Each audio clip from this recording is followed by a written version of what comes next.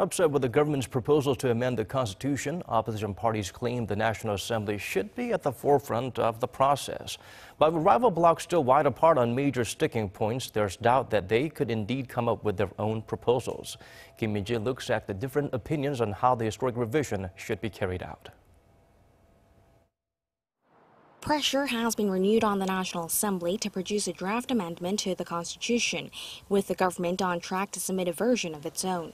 The ruling Democratic Party of Korea said parliamentary negotiations on the issue need to be sped up and called on the main opposition Liberty Korea Party to stop hindering the discussions. Parliament has talked enough, going back to January last year. The main opposition party needs to say what it actually wants and not just oppose the government's proposal. Whatever matters they wish to bring up, we're willing to discuss them openly. The conservative Liberty Korea Party has been strongly critical of the government drafting a constitutional revision, saying it couldn't be further from the people-led process that's been demanded. The party said the government is not only making a mistake, it's missing the point. The government's proposal will leave a huge blemish on the country's constitutional history. The proposal must be crafted by the National Assembly to put an end to the imperial presidency. We promise to draft the kind of amendment the people want.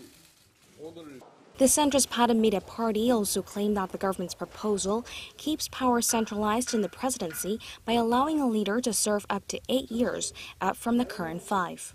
The party also stressed that the so-called imperial system was the reason millions of Koreans joined in last year's candlelight protests.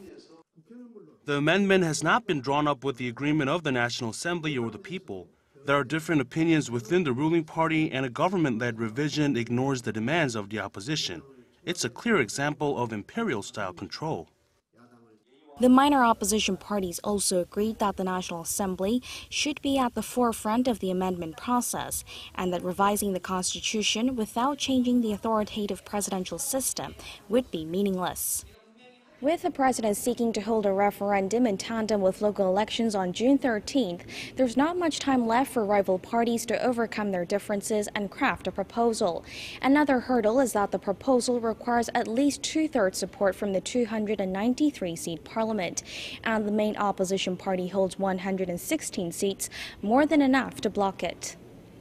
Whether the government's proposal will spur the parties to come up with their own version remains to be seen. They've yet to reach a consensus on either when to hold the referendum or how to change the presidential system. Kim Min-ji, Arirang News.